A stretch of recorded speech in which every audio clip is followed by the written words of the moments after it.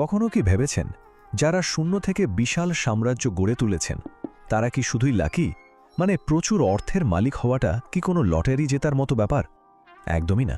অসাধারণ সম্পদের অধিকারী হওয়াটা আসলে নিছক কোনো ভাগ্যের খেলা নয়, এটা বরং একটা সুনির্দিষ্ট কাঠামোগত শৃঙ্খলা। আজকের এই বিশ্লেষণে আমরা এমন কিছু সিক্রেট বা মূলনীতি ভেঙে দেখাবো যেগুলো বিশ্বের সফলতম বিলিয়নিয়াররা অক্ষরে অক্ষরে মেনে চলেন। বলতে পারেন এটাই হলো মাস্টারদের ব্লুপ্রিন্ট। চলুন এই আর্থিক মুক্তির ব্লুপ্রিন্টটা একটু খতিয়ে দেখা যাক। স্ক্রিনের দেশগুলোর দিকে একটু খেয়াল করুন। শ্রীলঙ্কা, নেপাল, জ্যামাইকা কিংবা ধরুন আফগানিস্তান, সামগ্রিক বা ম্যাক্রো ইকোনমির দিক থেকে দেখলে এই দেশগুলোর অর্থনীতি কিন্তু বেশ ধকছে।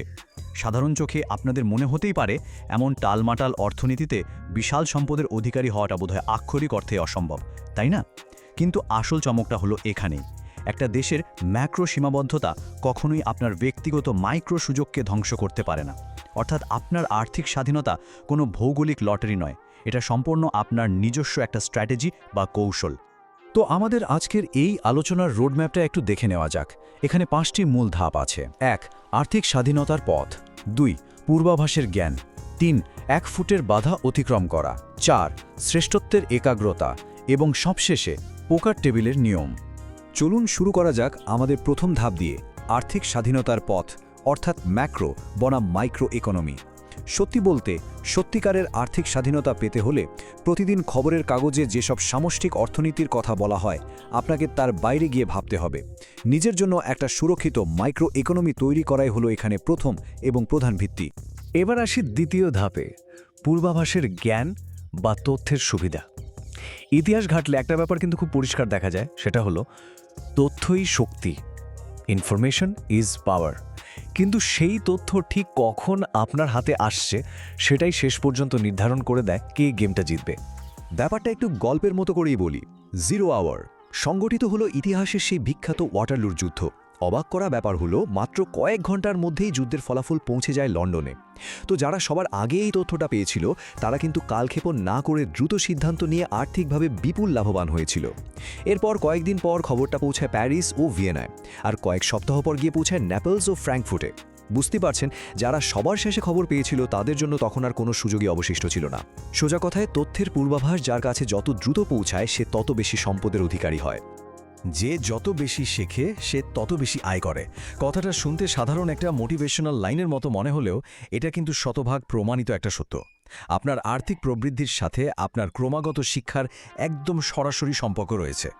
সহজ হিসাব, শেখার প্রক্রিয়াটি থামিয়ে দিলে আপনার উপার্জনের গ্রাফটাও কিন্তু ঠিক সেখানে থমকে যাবে। আমাদের তৃতীয় ধাপটি হলো 1 ফুটের বাধা অতিক্রম করা বা সাফল্যের সরলতা। আমরা অনেকেই ভাবি যে সাফল্য মানেই মনে হয় সবসময় খুব জটিল আর কঠিন কিছু করতে হবে, কিন্তু ব্যাপারটা আসলে তা নয়। বিখ্যাত বিনিয়োগ গুরু ওয়ারেন বাফেটের একটা দারুণ কথা আছে। তিনি বলেছেন, আমি লাফিয়ে পার হওয়ার জন্য 7 ফুটের বাধা খুঁজি না, আমি 1 ফুটের বাধা খুঁজি যা আমি সহজেই পার হতে পারি। একটু ভেবে দেখুন কথাটা। বড় লাভের জন্য সবসময়ই বড় ঝুঁকি নিতে হবে, এই প্রচলিত ধারণার বাইরে গিয়ে চোখের সামনে সহজ বাধাগুলো পার হয় কিন্তু সবচেয়ে বুদ্ধিমানের কাজ। বাফেট আরও বলেছেন, অসাধারণ ফলাফল পাওয়ার জন্য অসাধারণ কিছু করার প্রয়োজন নেই। একদম খাঁটি কথা। প্রতিদিনের খুব সাধারণ এবং মৌলিক কাজগুলো যদি আপনি অত্যন্ত সুশৃঙ্খলভাবে এবং ধারাবাহিকভাবে করে যেতে পারেন, তবে সেটাই সময়ের সাথে সাথে আপনার জন্য সবচেয়ে বড় সম্পদ তৈরি করে দেবে। এবার আসি আমাদের চতুর্থ ধাপে, শ্রেষ্ঠত্বের একাগ্রতা বা খেলাটি বোঝা। এই ব্যবসায়িক জগতে নিজের সম্পর্কে সর্বোচ্চ সচেতনতা থাকাটা যে কতটা জরুরি তা বলে বোঝানো যাবে না। আপনি কোন খেলায় অংশগ্রহণ করছেন সেটাই যদি না বুঝে মাঠে নামেন তাহলে পরাজয় তো নিশ্চিত, তাই না? খেয়াল করে দেখবেন আর্থিক জগতে মূলত 2 ধরনের খেলোয়াড় রয়েছেন। একদিকে আছেন অ্যাটাকিং প্লেয়ার বা আক্রমণাত্মক খেলোয়াড়, যেমন ধরুন বিল গেটস, মার্ক জাকারবার্গ বা ইলন মাস্ক। এরা মূলত আক্রমণাত্মক উদ্ভাবন দিয়ে প্রচলিত ব্যবস্থাকে ভেঙে নিজেদের বিশাল সম্পদ গড়েছেন। অন্যদিকে আছেন মার্কেট প্লেয়ার, যেমন আমাদের ওয়ারেন বাফেট। তিনি কিন্তু নিজে থেকে কোনো নতুন কোম্পানি তৈরি করেননি, বরং নিজের তীক্ষ্ণ পর্যবেক্ষণ আর কৌশলগত বিনিয়োগের মাধ্যমে একটা গোটা সাম্রাজ্য তৈরি করেছেন। এই 2 পক্ষের খেলার ধরন কিন্তু সম্পূর্ণ আলাদা, আর প্রতিটি খেলার জন্য একদম ভিন্ন ভিন্ন দক্ষতার প্রয়োজন হয়। তাই আপনার নিজের দক্ষতার জায়গাটি চিনতে পারাটাই এখানে আসল গেম চেঞ্জার। আমরা চলে এসেছি আমাদের পঞ্চম এবং চূড়ান্ত ধাপে, পোকা টেবিলের নিয়ম। যে কোনো বড় উদ্যোগে নামার আগে নিজের সঠিক অবস্থানটা বুঝতে পারাটা ঠিক কতটা জরুরি এই নীতিটি সেটাই খুব পরিষ্কার করে দেয়। ধরুন কেউ একজন আধা ঘন্টা ধরে পোকার টেবিলে বসে খেলছে, কিন্তু সে এখনও জানে না যে এই টেবিলের বলির পাঠা কে। তাহলে সেই বলির পাঠাটা আসলে কে? উত্তরটা অত্যন্ত নির্মম হলেও সত্যি, সে নিজেই সেই বলির পাঠা।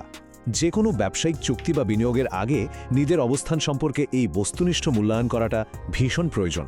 আপনি যদি বুঝতেই না পারেন যে আপনার চারপাশের মানুষগুলো কিভাবে লাভবান হচ্ছে আর কার ক্ষতি হচ্ছে, তবে নিশ্চিতভাবেই ধরে নিতে পারেন যে ক্ষতিটা আপনারই হতে চলেছে। তাই পরের বার যে কোনো আর্থিক টেবিলে বসার আগে নিজেকে একবার অন্তত জিজ্ঞেস করবেন, আপনি কি ওখানে খেলোয়াড় নাকি বলির পাঠা?